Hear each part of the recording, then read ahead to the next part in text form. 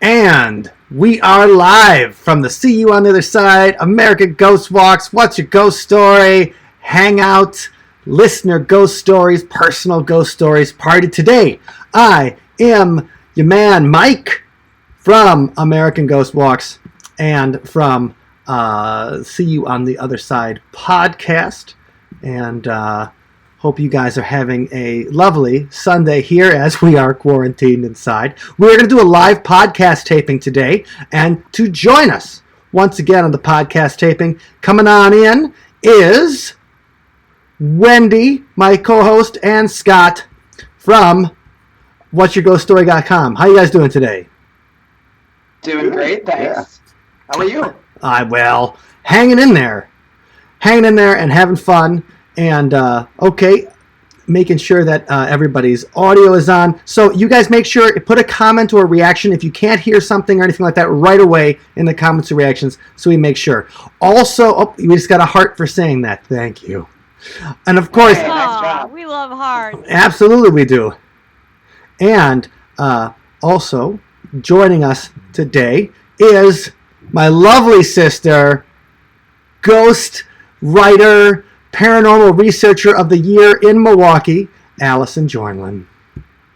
Hey, everybody. Great to see you. All right, Thank you for joining us, everyone. Yes, everybody. I just want to make sure to get everybody on the screen today, and so we can do some hanging out. So today we'll be recording episode 291 of the See You on the Other Side podcast. And that is going to be our favorite listener ghost stories, plus some personal ghost stories that we haven't shared on the air yet. So, we got Mark Zimmerman. Hi, Mark. Thanks for hanging out, Mark. That's nice to see you. And then we got Bart. Bart Whedon. Hi, hey, Atoma, Bart. Oh, and as also that Bart is a See You on the Other Side Patreon. I'm going to do a toast to you, Bart. This one's for you. 1, 2, 3. Oofta. Oofta. All right.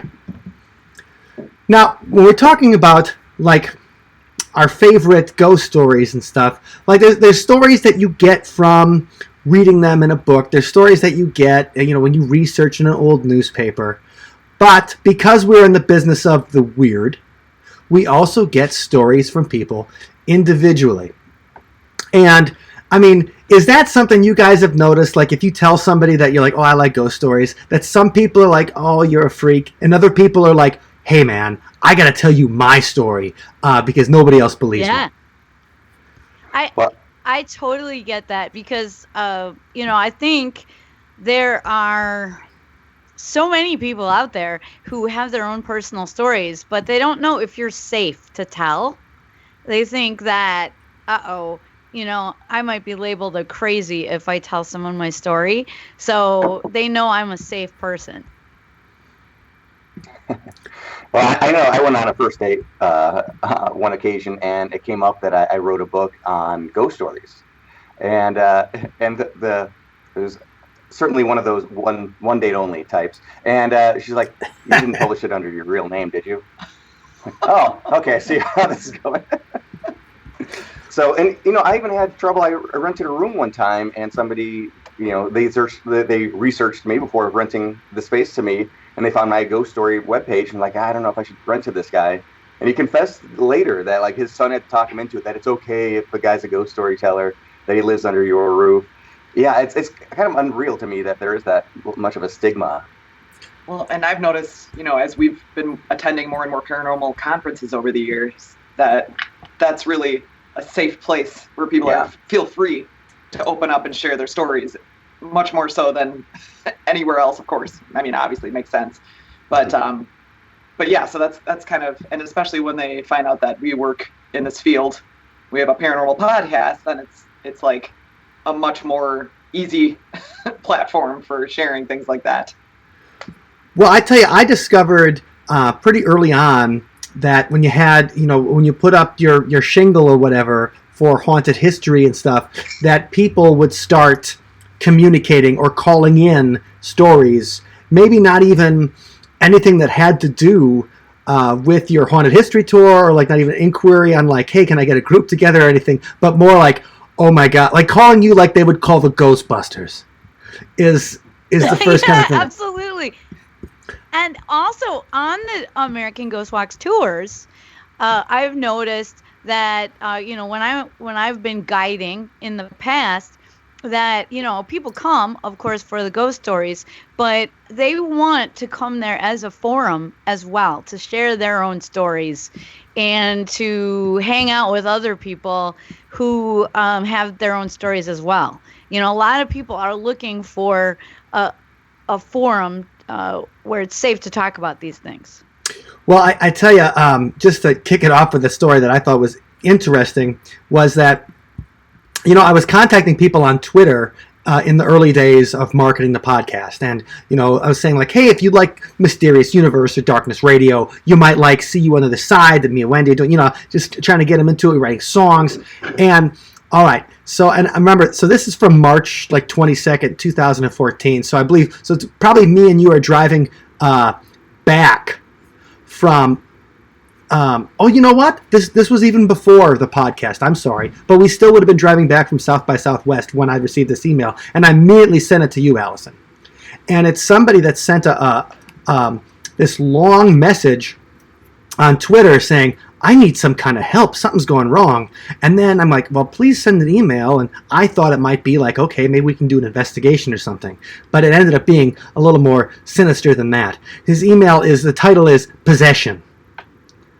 I just sent a message to Twitter asking for help for my fiancée has been having some issues in her sleep, and at first I took them as night terrors, but when she started responding, she looked at me and her eyes were black and not hers.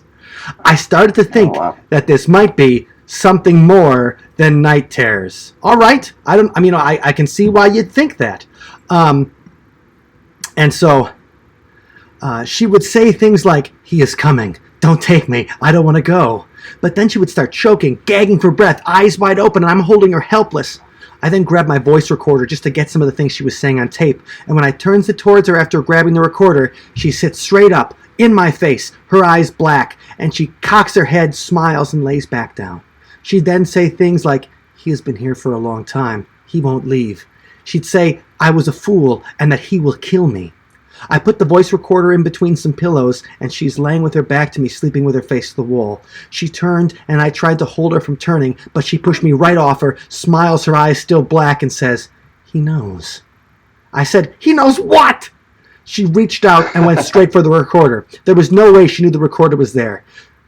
She smiles, cocks her head, calls me a fool again, and that my foolish ways would do nothing. She asked me over and over, that part gets a little dirty. But let's just say she asked him to have sex with her, the sexual relations with that woman.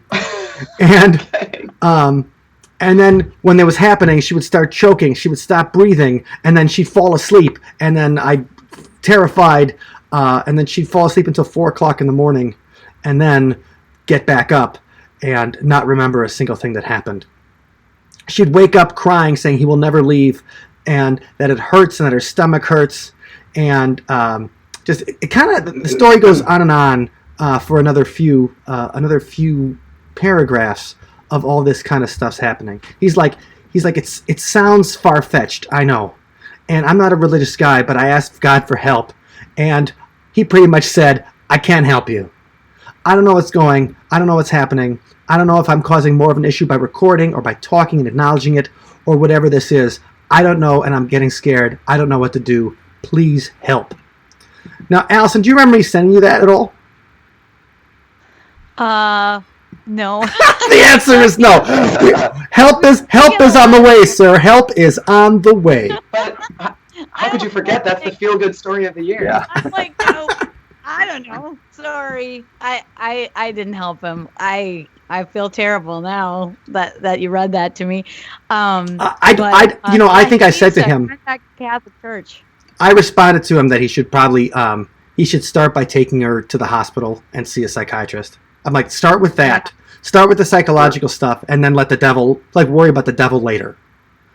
Yeah, because the Catholic Church is going to do that anyway. They're gonna have their own psychiatrist look at you.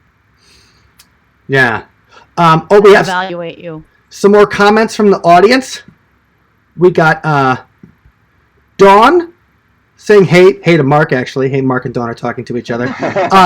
We've got T, Milwaukee Ghost Guide, from and he's saying, hi, friends. Hope you're well. Hope you're doing well, T. And Mark also says is that I don't consider non-ghost story people unsafe. I tell anyone. All right, Mark. That's right on. Good. All right, Mark. Now, I would say to anybody who's in that situation where somebody approaches you with something as serious as what this guy was talking about. Like, the thing is, I was trying to make sense of what he sent me because it's all like one run-on sentence. And I probably wasn't the best person to send it to at the time because we're in the middle of traveling back from Texas, probably still hungover from that week-long of South by Southwest and the tour. And you weren't at, your full power to battle the devil at that time. And I'm also the last person. I'm also the last person who's going to know what to do to fight the devil. That's not really something that I'm an expert in. I could go to his house. I could videotape his girl. That sounds bad, especially after the story. But I could try to set up some kind of surveillance so we could see if we could capture any paranormal activity on tape. But to in a situation like that where it sounds like he thinks that his girlfriend is possessed, and not just possessed by the spirit of I'm a horrible girlfriend and I hate you, but the devil, he knows about the recorder in the sheets. You gotta call a psychiatrist. You gotta call a doctor. Also, she might not be that into you, and this might be her way of ending the relationship. Well, it's kind of elaborate. Instead of just saying, it's not me, it's you, or it's not you, it's me, I'm possessed. It's not you. It sounds like it's like a Halloween episode of Seinfeld. Yeah. It's actually... Jerry, just act like you're possessed. Yeah, it's not you, it's not me. It's the devil! Yeah. Oh, I love it. So I thought that was an interesting listener story. And that was one of the first ones that we got. And I wanted to play some video footage that we have and play you guys some of our listener stories that they called in to share their stories with us. And so if that's all right with you guys, I'm going to share some of the stories from our awesome See You on the Other Side podcast listeners. And we're going to have to start with our man, Dr. Ned.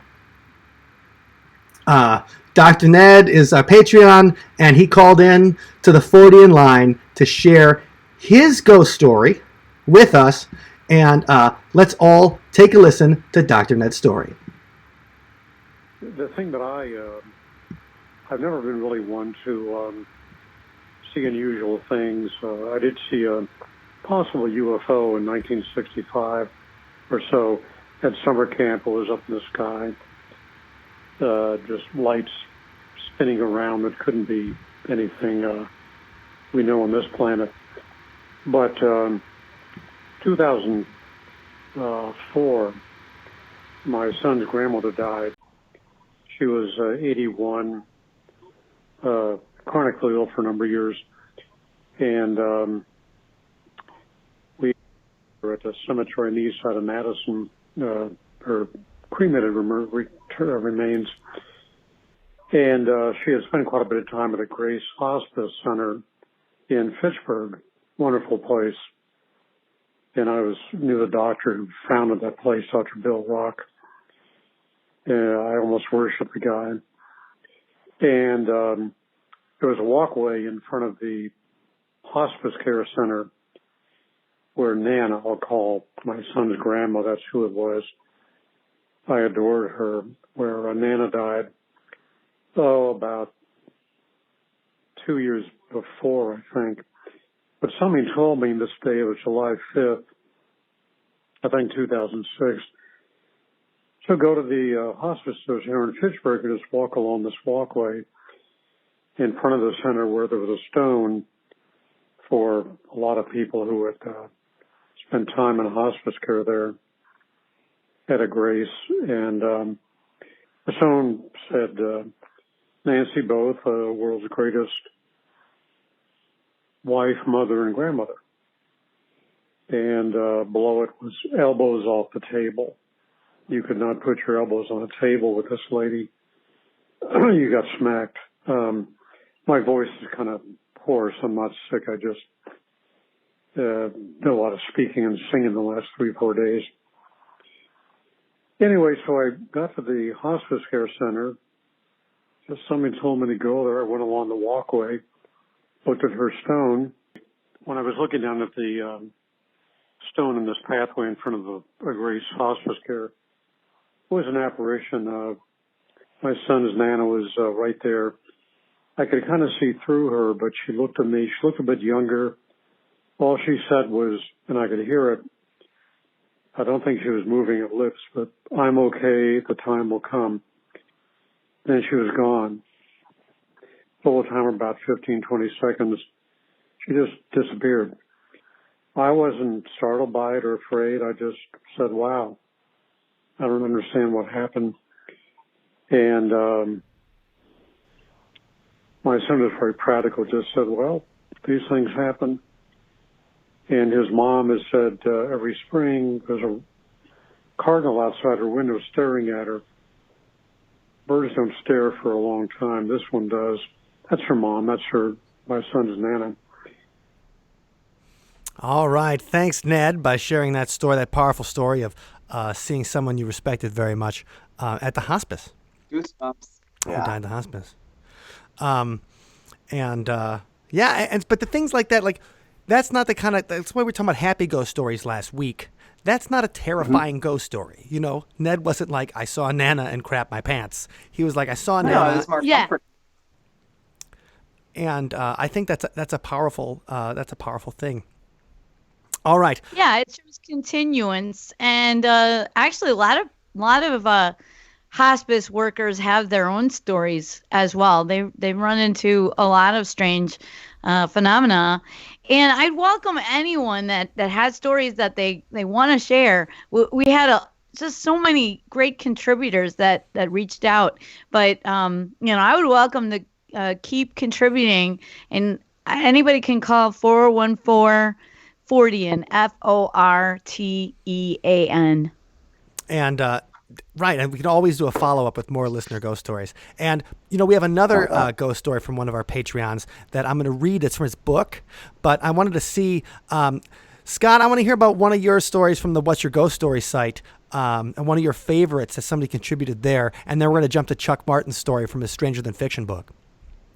Sure. So many have already come to mind because just based on the stories we've already heard, the way one story kind of reminds you of another great story. And I eventually changed my website to whatsyourghoststory.com because I was able to see the importance of the community aspect of ghost storytelling. And I first put my book out, I self-published it in 2003, and I was very proud of it. But then so many people came out of the woodwork and started to share their own stories and for more information on other stories that when my book was then picked up by a publisher and widely distributed, it was 100 pages longer, just getting all of the new information into it. And that's only hats off to community building. So I think it's very important to encourage people to share stories. So I guess I'll tell one that basically changed the story for me from the first publication to the second publication. And there's a place in Libertyville, Illinois. It's actually the cover location of the book. And I covered this story. It's called The Gate. And Libertyville is in the middle of Lake County, so north of Chicago, south of Wisconsin, kind of right in the middle there, the border of Wisconsin, that is. And it had so many outlandish ghost stories that it just seemed like a place that was kind of spooky visually. Therefore, it spawned a whole bunch of urban legend because it always, there's a big massacre of a bunch of kids that were killed by either a deranged school principal or an escaped convict, or all of these like very outlandish urban legendy stories. And so I covered it in my book in the folklore section and the urban legend section, just to say, hey, here's how stories change from like school district to school district. And I found that valuable from a cultural standpoint, and also just interesting. And then eventually, the first thing that happened that kind of opened my eyes was I was giving a speech in Libertyville, and a woman came to hear me talk. And I talked about the gate since I was in its home turf. And she's like, well, after my speech was over, she came up to talk to me and said, I don't think I have to ask you a question now, because I came here to ask you why my house was haunted, but I live across the street from the gate. And hearing all these legends, like obviously there's something going on in this land, and my property is right alongside it. And I've got an actively haunted house. It must be somehow related. But eventually I got an email into the website, whatsyourghoststory.com. And it was somebody telling their story about, they've heard all the urban legends. They were in high school, and he and a friend went to go check this place out for themselves. Now, how this area looks is that there's this gate, there's this pathway that goes for less than 100 yards, and then you get this huge stone wall and wrought iron fence gate that's open. And then this path just goes into the woods and keeps going. And once upon a time, there was a summer camp back there. There was an orphanage back there. Over the years, it was a lot of different incarnations. But now everything's destroyed. There's just woods. So now it's this huge ornate gate that goes nowhere, which I think is enough fodder for people to tell some scary stories. Well, like most people, this guy went with his friend, and they arrived full of anticipation and dread. And then they just see a gate in some woods, and it's actually not all that spooky. So this is kind of a letdown. Like, well, we don't want to just turn around and go home now. We kind of dedicated the night to this, so let's just go for a walk. We'll go down this path and go into the woods and just go for a walk. And so this is late at night, and just coincidentally or weirdly enough, it was the night. Oh, it's coming up. It was the night before Easter. So we have an anniversary coming up. We can try to, if we're allowed to leave our homes, we could maybe see if this happens again on Easter Eve. And the thing I always say about this is, for whatever reason, as kids, we always stayed up to try to see Santa, but it was never a thing to like try to stay up late and see the Easter Bunny, which is an even more spectacular thing to see. But so he and a friend, they walked until this path kind of came to a T intersection, but instead of going left or right, they saw a very thin footpath that wasn't even defined, but you could just see where the ground was trampled down a little bit. So they walked straight ahead. And it was around midnight on Easter Eve, and suddenly they heard the sound of a whole bunch of kids playing. And he said, I know this sounds weird because there's so many legends about children, but we weren't even thinking about the legends. We just thought, like, why are there all these kids up so late at night on this night? And he said the sound of children playing started to get softer and softer and quieter, and they were just standing still listening to the sound and trying to hear now this pinpoint of a sound way off in the distance. And he said, and that's when the screaming started. And no conversation needed. They turned around and started to hightail it to the car. A singular scream, just screaming bloody murder. One scream would happen and go away as if a breath is being taken, and then another scream would happen. And each time they heard the scream, it was closer to them. And their fear, as they were running back, their car is now in sight. He was so afraid that the next time he heard the scream, it was going to be in front of him. That's how close the scream was getting. Like, this is the most amazing firsthand account I've ever heard of this location. I've always heard legends, but this is what happened to me. And I was so excited to hear this story because the first time, again, hearing a firsthand story from this location, I posted it on the What's Your Ghost Story page. And within a month or two, somebody else wrote in and said, I've been to where they're talking about. And yes, the screams will follow you there. So that's one of the most chilling. I got goosebumps right now telling it. I like it. It's such an amazing location and amazing story. And I thank people for sharing that kind of stuff. Right. An experience that's occurred to others too. Yeah, like that's crazy in a great way. I like it. The thing about going to see the Easter Bunny on Holy Saturday, though, that seems kind of nice. Like, seems kind of a nice thing to wait up. And the thing is, though, like, somebody can dress like Santa Claus and be fairly believable. You can be like, oh, that's Santa. But nobody's going to dress like the Easter Bunny unless it's like somebody like steals a costume from the Night of the Lepus or whatever. It requires a lot of commitment. Yeah, to like go into an actual Easter Bunny costume. Because the kid, and like only Andy Serkis could really pull off the motions of it, Right, Gollum, my precious eggs. I think I told you about all those times. I think I told you one time about how, and we'll have a ghost story from Allison and my mother coming up. But I think I told you guys that when I was little, and one time I got a broken egg for Easter because I was naughty.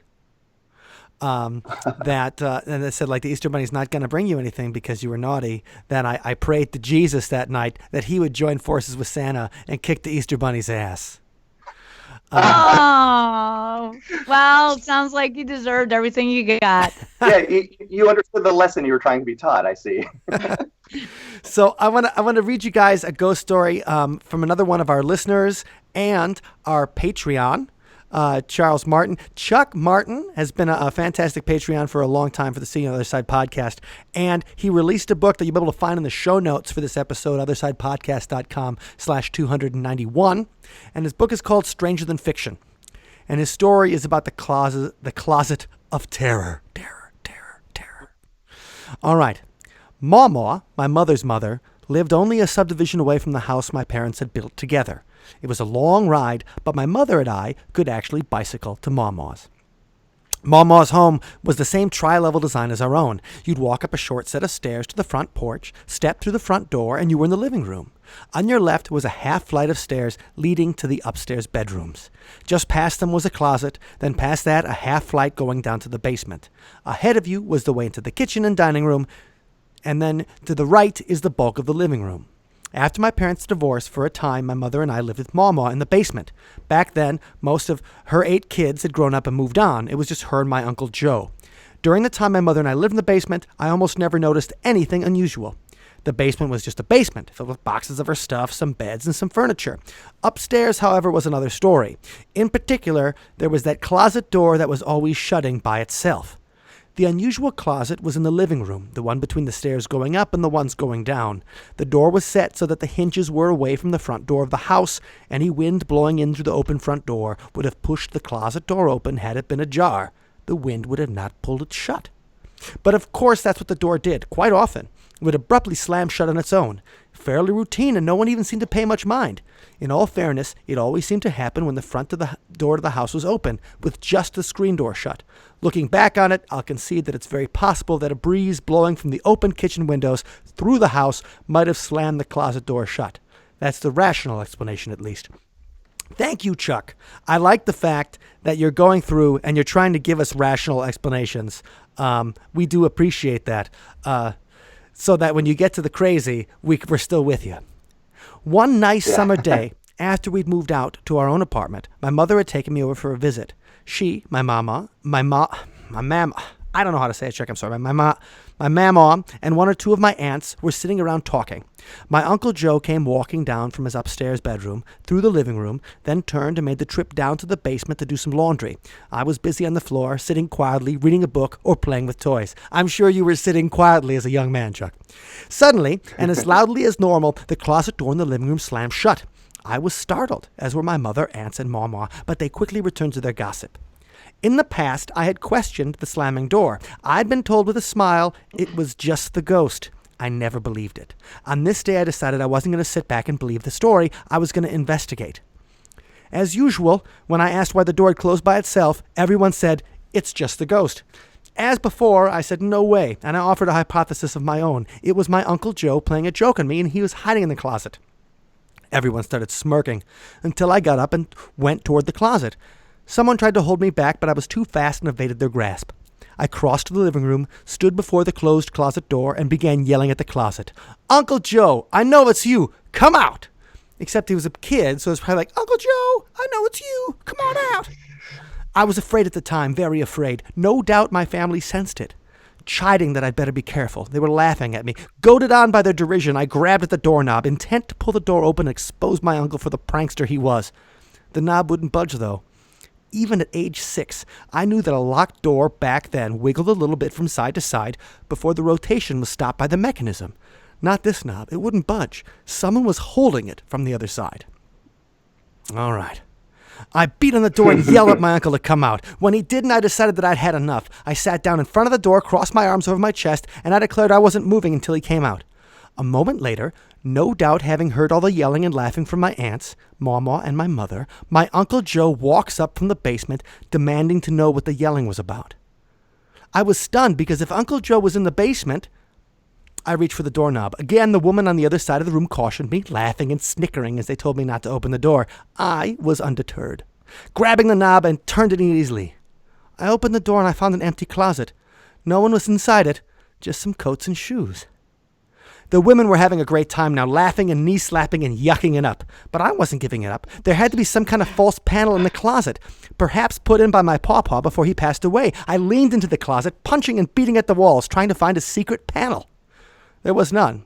It was a regular closet with no other way out. The walls as solid as any other in the home. I was completely baffled and beginning to believe that the supernatural I had seen on TV was not the work of fiction, but something that just might be real. Oh man! Thank you, Chuck, for that delightful story. Wow. Well, What a formative experience. with the audience, the old women taking such pleasure in it, I believe that they were witches. I mean, like, yeah, we know what's Good up. point. We're doing this with our minds. Good It was a point. spell. She's a witch. I got better. Oh, the yeah. poor little kid. That would be so scary. And then you're just getting laughed at by your family. Yeah. Oh, gosh. Oh, Bart says, I picture Mike as better suited for a maypole kind of dude. All right. Well, I'll take that. I'll dance around the maypole. Maybe we'll have some midsummer kind of parties later. There you Yeah. go. Or the Wicker Man. That was a formative experience for me. What was it? Oh, Go ahead, Wen. God. Oh. No, I was just going to say, in Midsummer, what was the thing they would do before they did do a shot? They'd be like, Oh yeah. Oh, yeah, The the- weird breathing. there it is. There's your maypole shot. Right. Cheers to that. Okay, who wants to watch another listener video? I do. Okay. This one comes from Katie from the Ghost. The Ghost River Society, or the Wolf River Ghost Society. I'm sorry. So Katie from the Wolf River Ghost Society. She lives in Arizona now, but she's from the Fox Valley area, and she has a ghost story for us that's actually music related. So let's go see what Katie's up to.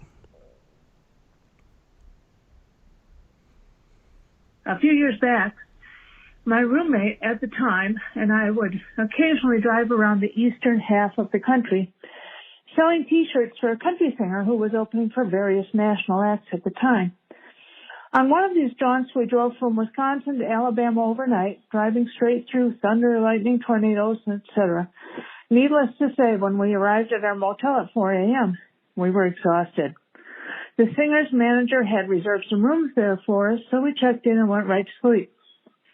The room was on the first floor with an entrance direct from the parking lot. My roommate crashed out on one of the two double beds, and I took the other one, thinking I would fall right asleep. However, I was apparently just too tired, and instead I laid there awake, waiting for sleep to come. The light from the parking lot illuminated the room somewhat, so it was easy to distinguish furniture, beds, etc. in the half light. However, as I laid there, I noticed a large shadow enter the room from the door without opening the door. This shadow was completely black and blob-shaped.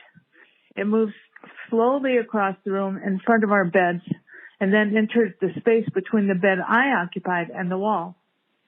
At first, I thought I was just hallucinating. After all, I was very tired. But what happened next was anything but a hallucination. Without going into too much detail, this quote-unquote shadow tried to climb into the bed and assault me. It was very real, very solid, and heavy. Its surface felt like old binder twine and burlap wrapped around a log as it rolled on top of me. However, I was tired and very crabby after a long drive. All I wanted was rest, and here was this darn hate. So instead of screaming, jumping out of bed, and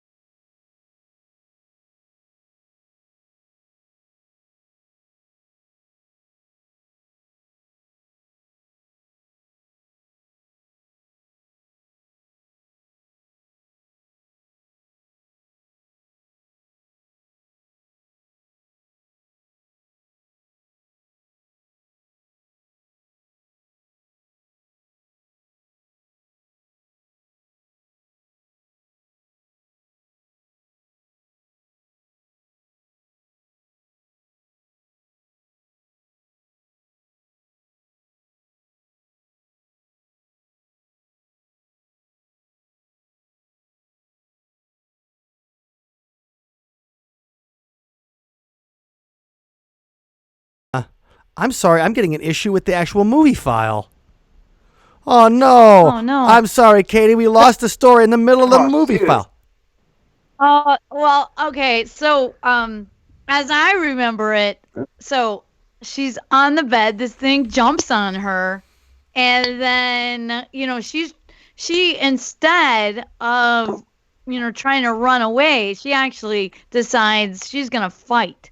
So she's doing her best to try to push this thing off. And so she gets some good feels of what it feels like. And she had some unusual descriptions of it feeling kind of coarse like twine, but then as she's struggling with it, she accidentally touches something which feels very male, as she put it in her description. And she was eventually able to push it off, and then it did scuttle away. But that is a very frightening story, and all too real for many people who report a variety of nocturnal attacks. I mean, that attack sounds a lot like an incubus, but I mean, these stories of the male demon incubus and the female demon succubus who come and attack you sexually in the night, go back for millennia. So this isn't the first time we've heard stories like this. They're quite prevalent throughout history and across cultures, in fact. So her story, it was really great to be able to hear it. And she said that, she did try to follow up and find out if there's anything unusual about the hotel. And then, found out that there was supposed to be a haunting, but never was able to talk to anyone who had the same level of experience she had. I thought was interesting about that particular story was that the hotel just let him leave without charging. Like the hotel. Yeah. So when we get to the end of it, And the I just wanted podcast to will have the mention- full. Yeah, the podcast will have the we'll full play the story. whole unedited thing so you can listen to that. I was having a little bit of a computer issue with my battery charging. I touched a cable and made everything blow up. So I apologize. That is 100% my fault for making things blow up. But as she got to the end of the story, she mentioned that, they just let her get up and leave. And she didn't I think at the time she also didn't know the other place where the singer and his manager were staying. So they just went back to their car and hung out, and then saw the band again the next night. But the thing is that the hotel, without saying you were sexually assaulted by a ghost, and now you want your money back. What would most hotels say to you? Sorry, lady. Laugh in your face. We have a policy about that specifically. Yeah, but that her story. But the interesting thing is they did not have a reservation at that hotel, but the hotel checked them in as if they had and never charged them. So that's an unusual footnote to the story. Yeah, that's wild. It ahead, reminds me a lot. I had and as we're all of us here are tour guides. Some of the best stories that we hear comes from our audiences sometimes. And I was able to do a couples tour once where I just had two people on. It was kind of a date night thing. And I always like that because you get to really talk, and it's more conversational than presentational. And you could tell, as I'm sure a lot of us have dealt with, one person in the group really was excited about it. The other person was just kind of laughing it off and not paying that much attention and being maybe a little bit disrespectful even. And but eventually this guy asked me, he's like, what do you think about shadow people? And I said, and I went into the spiel about what the theories were about, there's a lot of different theories, but one of the ones that I like a lot are kind of like interdimensional bleed through, whether it's intentional or not, that there are these entities that will appear usually in your bedroom at night. And once they're seen, they fade away pretty quickly. And they're just kind of like observers. And then he told this story that was so extreme that I thought he was messing with me. I thought he was wanting to see how far along I'd go with it. So I was super skeptical at first until he continued, and you could tell that he was actually fearful while he was talking. And he said that he'd been visited by a shadow person, but they didn't just disappear when he saw them, that he was attacked by them. And he said he was jumped and put into a bear hug from behind, and his arms were like pressed against his chest, and he was struggling to get free. And he said at one point he got one arm free, and he sent an elbow back into this being. And I said, what does that mean? Did it just go through the shadow? He's like, no, it made solid contact, like I just elbowed a human. And eventually it went away.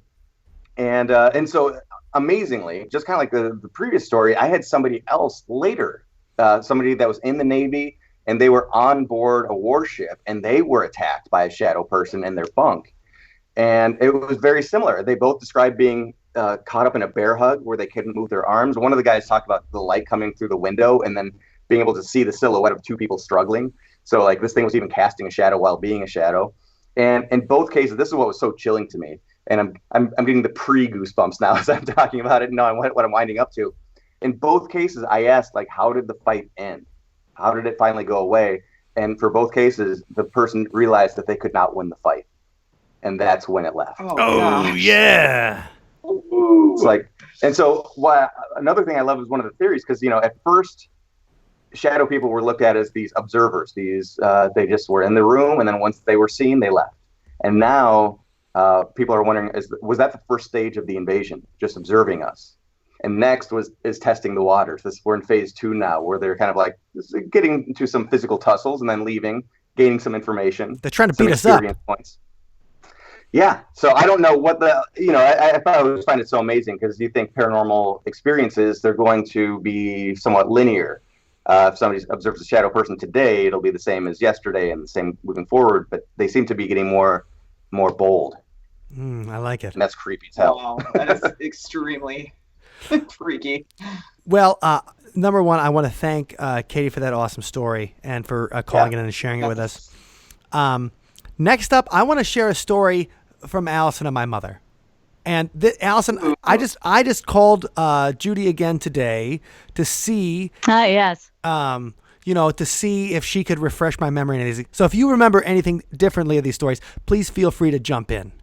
All right. Okay. So these are some of the stories including one I hadn't heard yet today. So some of the stories from our youth. But so Allison and my parents were married in 1960.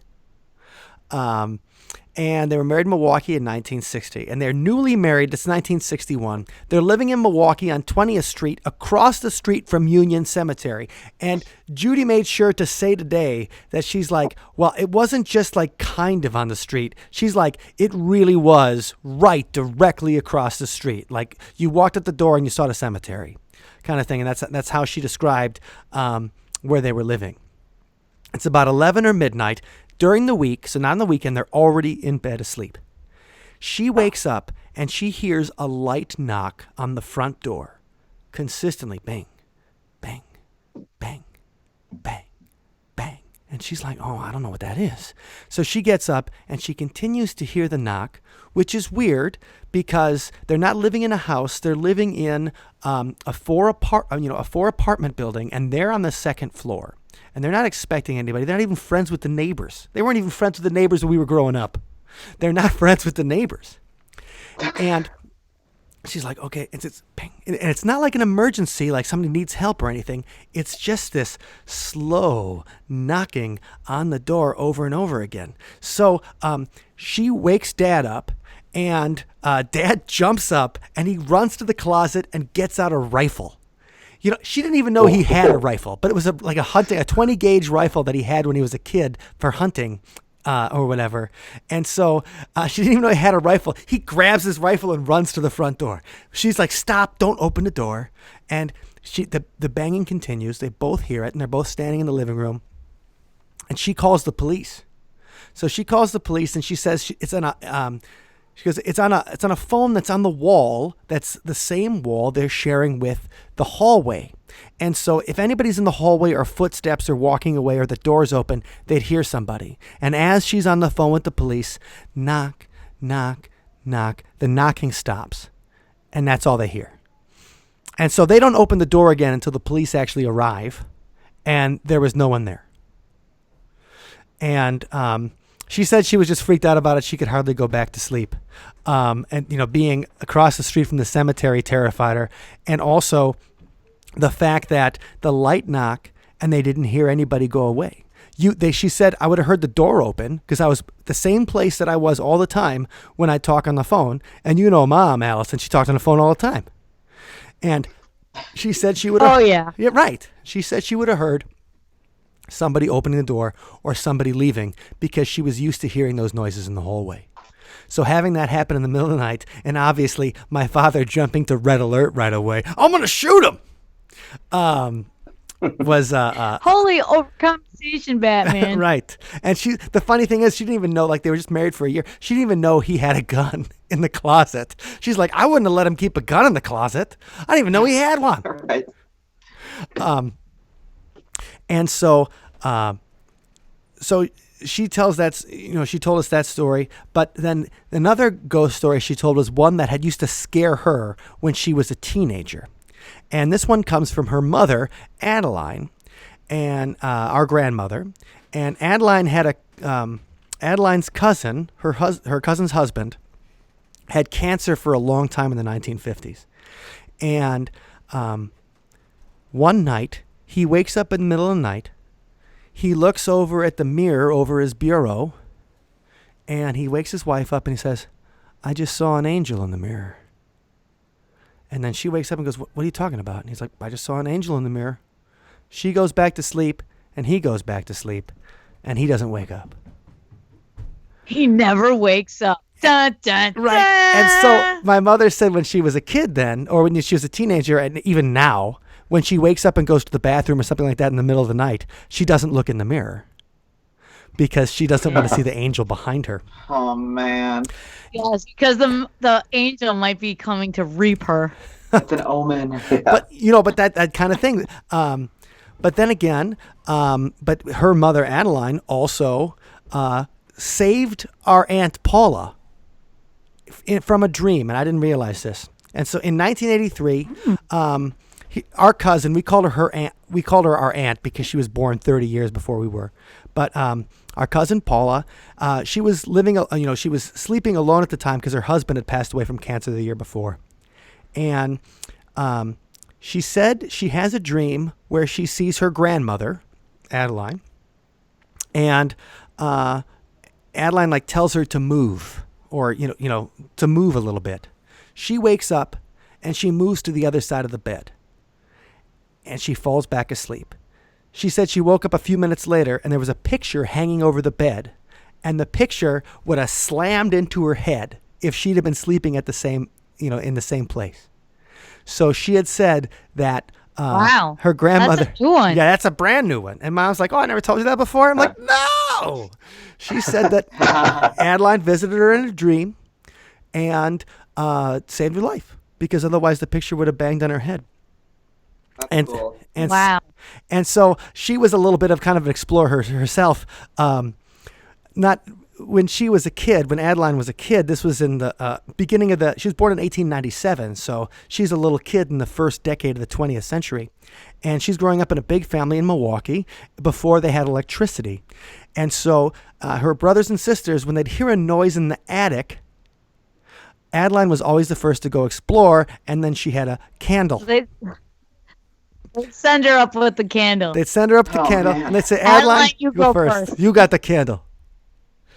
And so, anyway, it's fun because our parents are not what you call paranormal believers by any stretch of the imagination. But it's a lot of fun when they have little stories in the family of paranormal activity.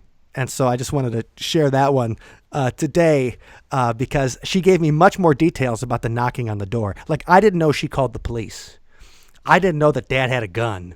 She just said, we lived across the street from a cemetery and there was a knocking at the door one time. And I'm like, oh, well, cool story, Ma.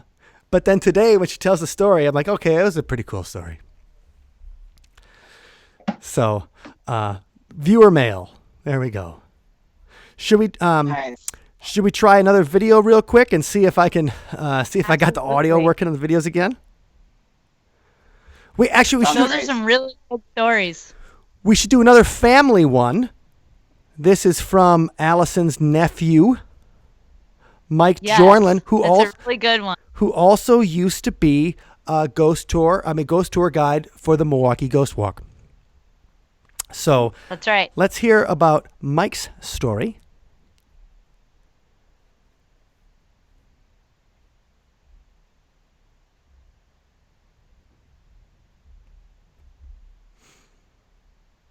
Okay. And it is not playing. Oh no. Yeah. Something. Okay. It'll play. Well, we can totally get him in the Yeah. produced episode. We'll get him in the produced I mean, I have episode. Something stories happened. if you Something want me happened to the tell. movie. Something happened to the movie player inside Ecamm Live when I tried to switch my power back on. So, Oh no. and I don't want to restart Ecamm Live because that ends the live feed and had to start another one. So, but that's okay. Yes. Those. The thing is, we're already at almost an hour anyway. So those are all good previews for our upcoming episode 291 of the See You on the Other Side podcast. And also, we might play them for you in the Patreon hangout tonight if you're interested, because we are doing a Patreon hangout for the coolest people we know, and that's the Sunspot and Other Side podcast Patreons who decide to give us a little financial support. And by doing that, we have extra lives with them, extra podcasts with them, and extra fun.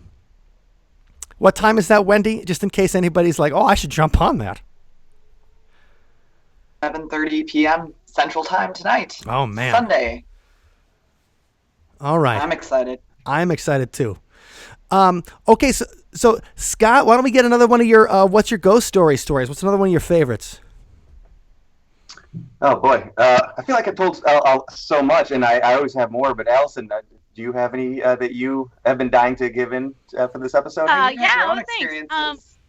So Mike, you wanted me to talk about the Lorium Manor. Remember that one? Oh, absolutely. And what I think was cool about this particular story is that you sent it to me and you CC'd me on an email that you had sent to John Tenney, wondering if he could do Yeah. some investigation on it.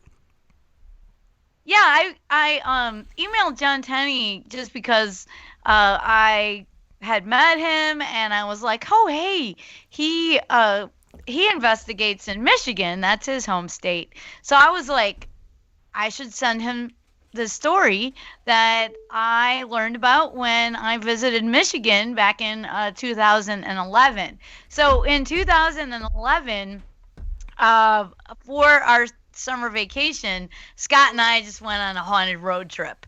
And what we did is every night I scheduled it so that we could stay at a haunted location between. And this is Allison's husband, Scott, not me. That's right. To be clear, Yes, yeah. there's lots of Scotts in the world. So Right. my husband and I were on this ghost story vacation where we just wanted to take a haunted road trip and stay at a haunted place every night. And it got problematic when we got to Calumet, Michigan. They have a haunted theater opera house there, and so I wanted to see that and take the tour. But then after that, we were like, oh no, we want to stay at another haunted place, but we don't know one around here, and we stayed too long. And so as luck would have it, we met some elders who live in the area, and they just like adopted us for the day and even had us come over to their assisted living center. Yes, we know how to party. Anyway, so we hung out with them, and then near the end of the day, we're like, uh-oh, we don't have a place to stay. And then so we were talking to them, of course, about the haunted places around town. And they said, well, we have heard some rumors about the Lorium Inn, the Lorium Manor, which is not far away in Lorium, Michigan. And they're like, well, you could make it there, in like 15 minutes. And we're like, okay, that's the place. And so we went to the Lorium Inn, and then this older lady checked us in. And of course, I waited for the opportune moment to spring it on her. Well, are there ghost stories about this place? And she said, well, it used to be a funeral home. And I'm like, oh, yeah, I had heard that. But are there any ghost stories? And she said, oh, well, those teenage girls are always talking about this place, of course. But you can't believe anything they say. And I'm like, well, okay. And then we went up to our room and had a really lovely night. It's a beautiful, beautiful, big mansion. And it has like 3 floors, I think, and we were on the top floor in one of the servants' quarters. But it is just an opulent place with incredible woodwork and stained glass all over in very artesian type designs. It's really an awesome place, even if it wasn't haunted. But anyway, so we went and stayed in our servants' quarters, and it was perfectly blissful. Nothing scary happened until the morning. So in the morning, there was a big clawfoot tub, and before we went down to breakfast, because it was a bed and breakfast type place, I was like, I'm gonna take a soak in that big soaking tub. And so I was really relaxed. And then I heard like some loud sound. And I was like, was that outside? Scott, what was that? Was that a dog? And he was like, no, that wasn't a dog. That was a blood curdling scream from inside the house. And I'm like, oh yeah, that's weird. And so I eventually got out of the bathtub and we went downstairs to breakfast and also to investigate. And so we got downstairs to breakfast, and then this place was actually owned by a husband and wife. And we were talking to the wife in the dining room there, and she said in response to, I was like, hey, what happened?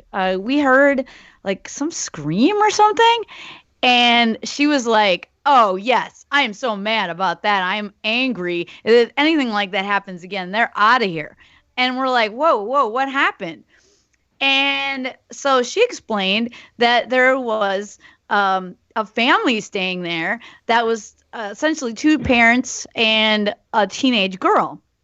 And then all of a sudden, at the time when we had heard the scream, this young girl bolted out of the room where they were staying, screaming her head off through the hallway, screaming bloody murder.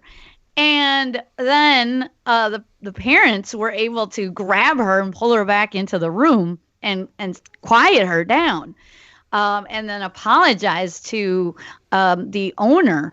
But I was like, wow, is there something more to the story? I mean, it wasn't yelling. I mean, I know about yelling and being a difficult teenage girl. So you don't say. It wasn't anything I recognized. It was like a blood-curdling scream. It wasn't, yelling as in an argument. So that was very peculiar to me. And we ate our breakfast, and I was like, oh, man, what would I do if I was on the television show Freaky Links? Well, I'd probably stay here for the weekend, but we're supposed to go see the Paulding Light. And wait, I'm not sure you're asking, okay, instead of saying what Kolchak the Night Stalker would do, instead of saying what Mulder and Scully would do, instead of any of the great ghost hunters, even the guys like Hans Holzer, who you're like, he's kind of cool, but kind of a proto Zach Baggins, you're like, what would the cast of frickin' Freaky Links do? Yeah. What would Derek Barnes do?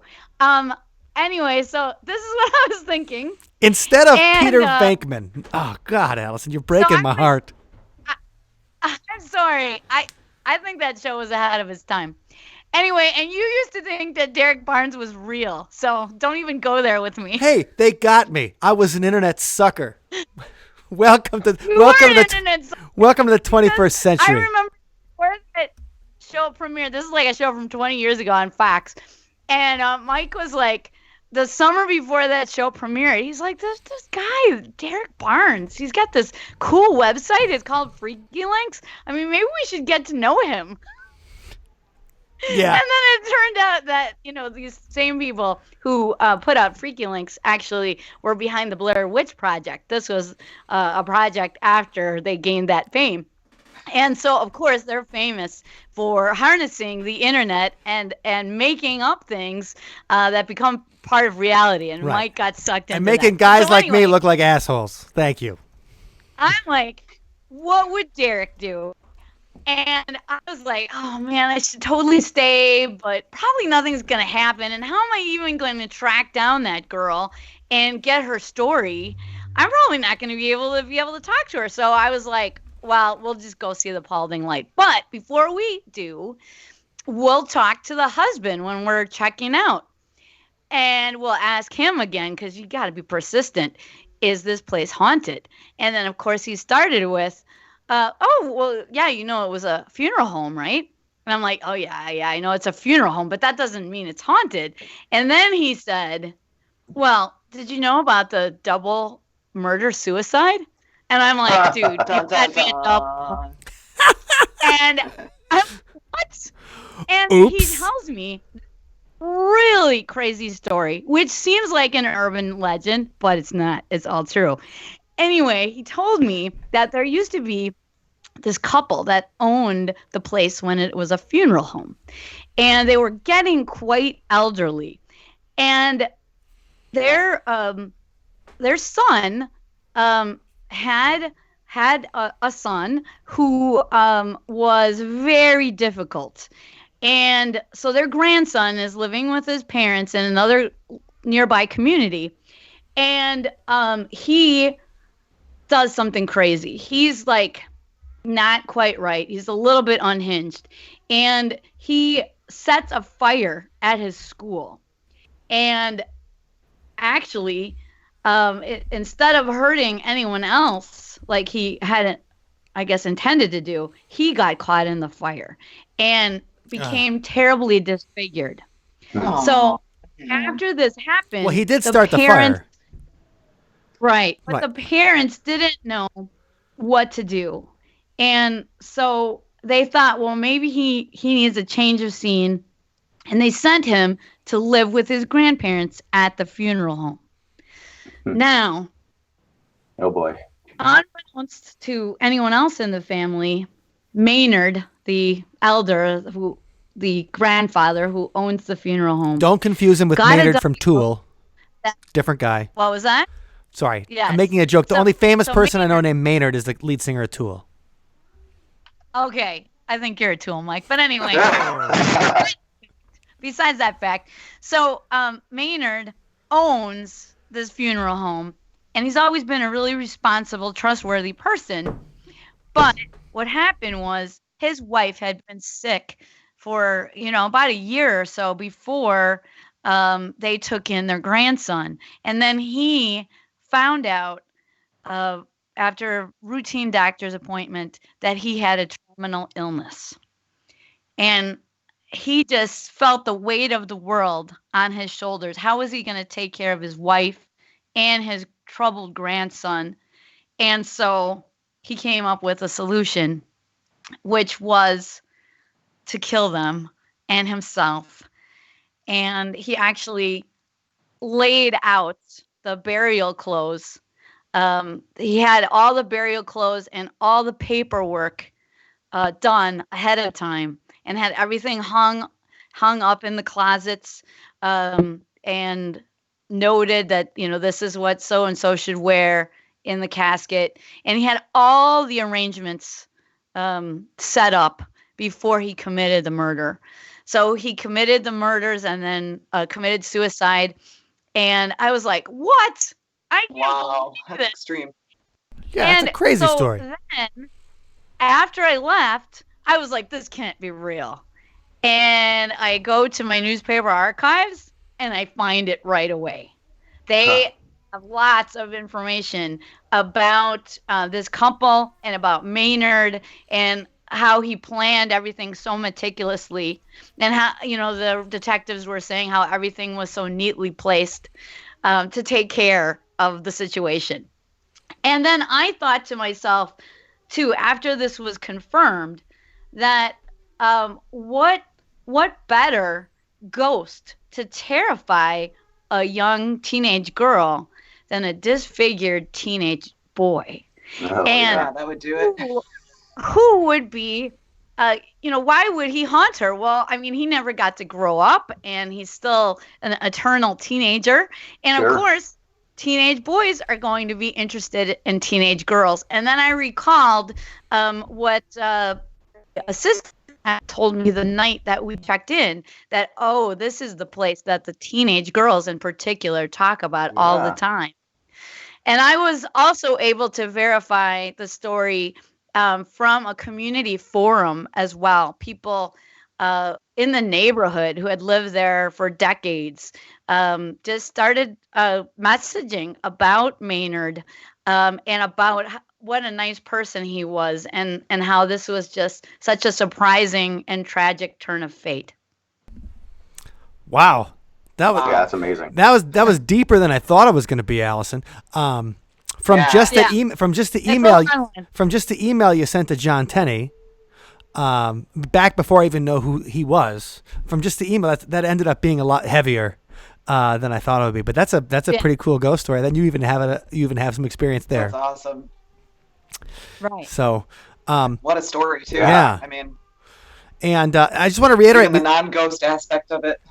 We still have a couple of very cool listener stories that we're going to play for you in the podcast when it comes out at othersidepodcast.com/291. So make sure that if you guys are watching us for the first time, and the thing is, I know people are watching us from the Sunspot page, and they're watching us from the American Ghost Walks page, and I realize that I'm only getting the comments and reactions from the See You on the Other Side page here, so I'm not seeing people talking. I thought what a cross post is that we see the comments and reactions from everything, but only we're seeing it from the See You on the Other Side page. So everybody on the Sunspot page, hi, you guys are great, we love you.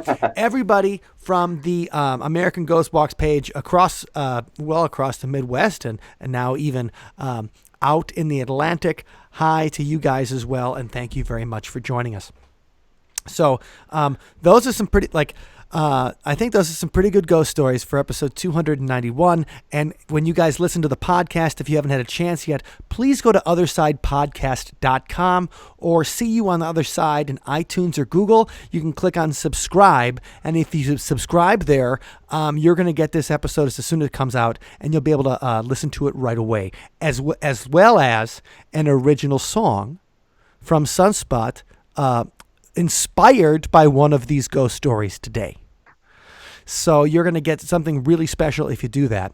And also, if you like a lot of the things we're doing, we're having a Patreon hangout tonight at 7:30 p.m. And you can check that out at othersidepodcast.com/donate, and you can join us for the fun. So I'm sorry if we didn't acknowledge your question today. It's because I just saw it when I was looking through the different pages and the different questions that people had asked. But to all the people that were on and joining us, we want to thank you very much for all of the ghost stories that people called in. You will hear them. You'll hear all of those ghost stories. I'm glad we got to our Patreons, Chuck and Ned, today. But we'll hear all of the rest of the ghost stories as well in the full episode of Other Side Podcast 291. So if you guys want to learn more about us, othersidepodcast.com is a great place to go. If you're looking for haunted history tours that I've written, Allison's written, Scott's written, Wendy's led, you can find that at AmericanGhostWalks.com. If you want to see Wendy and my cool band, go to sunspotuniverse.com. And Scott, if they want to give you a ghost story themselves, where can they go and do that? Yeah, definitely. It's what'syourghoststory.com. And also head on over to YouTube and just search for me, Scott Marcus, Markus. I post videos up there, do some live streams, do mini documentary type things. But as always, it's the comments and the conversation that is the most important part of building this paranormal community. Absolutely. And, the thing is that I think that now that people know that we're doing listener ghost stories, we might do it again. And the more stories we get, the more episodes we can do on it. So feel free to call Allison's special phone number, and that's 414-14. Or Allison, if people can't spell, what is that number? Okay, so I never remember it, but I'm going to try to remember it now.